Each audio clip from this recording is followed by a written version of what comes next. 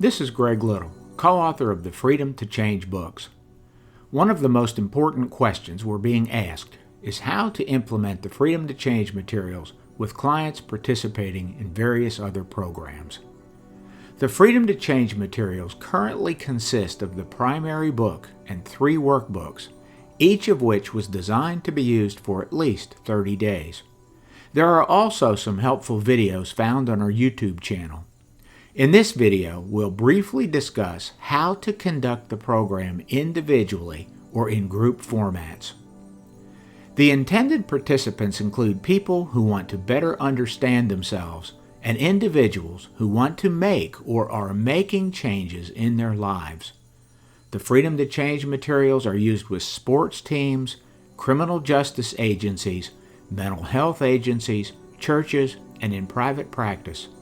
Since there are 3 different workbooks in the series and each lasts 30 days, the program can be completed in 90 days. But of course, some clients will take longer. Programs can use the materials as an adjunct to their ongoing treatment process by adding a weekly group into their schedule or making a brief weekly appointment with each client. Programs and counselors can do the program individually with clients or ideally in group formats with around 10 participants or so. It can be implemented in person or via telecounseling platforms like Zoom. Whether the program is done individually or in groups, the first recommended step is to have each client read the main book entitled Freedom to Change. However, that's not a requirement to utilize the workbooks, but it's strongly recommended since the workbook exercises are based on concepts found in the main book. As part of the process, the counselor or facilitator should be familiar with the content and ideas contained in the workbooks.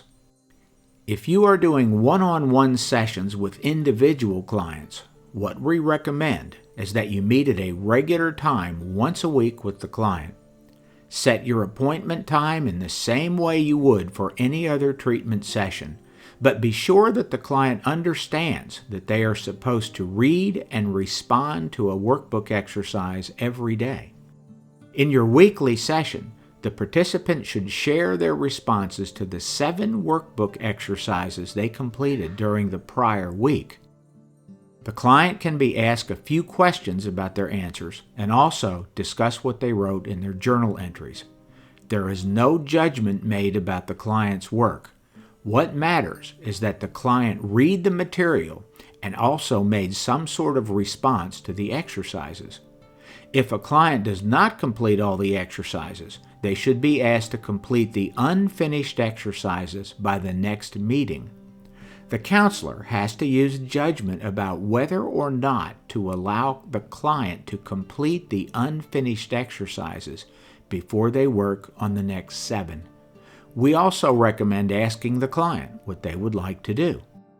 If you're using a video counseling platform to meet with clients, have the client hold up each exercise to the camera to show you that they have completed what was required for each exercise.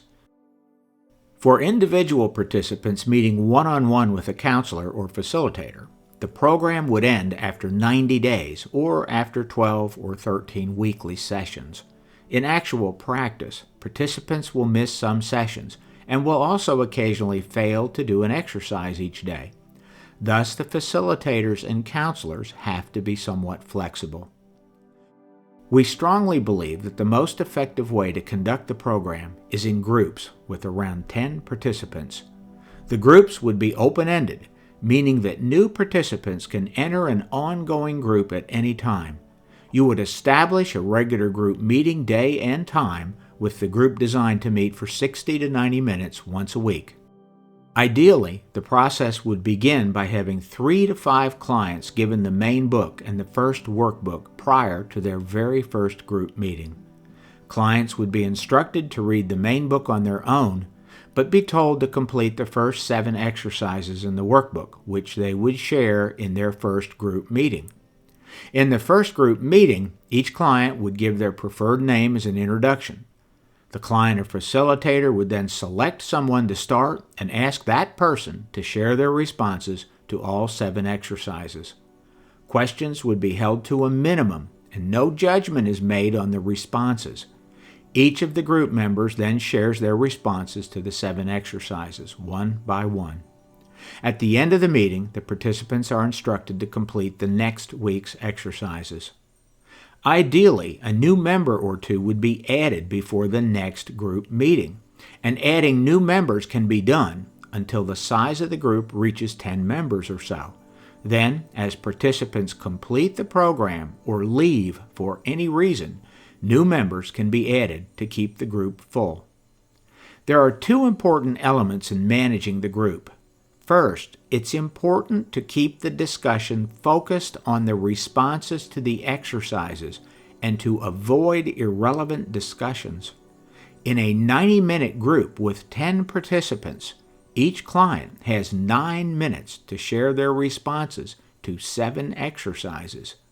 Secondly, in terms of the logistics of the process, you should always have the clients who are working on the earlier exercises share their work first.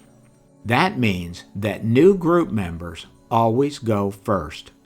Over time, there will be some participants sharing exercises 1 through 7, and others sharing exercises 8 to 13, and so on. When a client completes Workbook 1, give the client Workbook 2. Depending on a particular program's needs, client load, and requirements, it may be necessary to establish advanced groups for participants working on Workbooks 2 and 3. If you are conducting these groups via telecounseling, the same basic processes and procedures should be utilized, except have each client show the completed pages to the camera to ensure that they completed the requirements.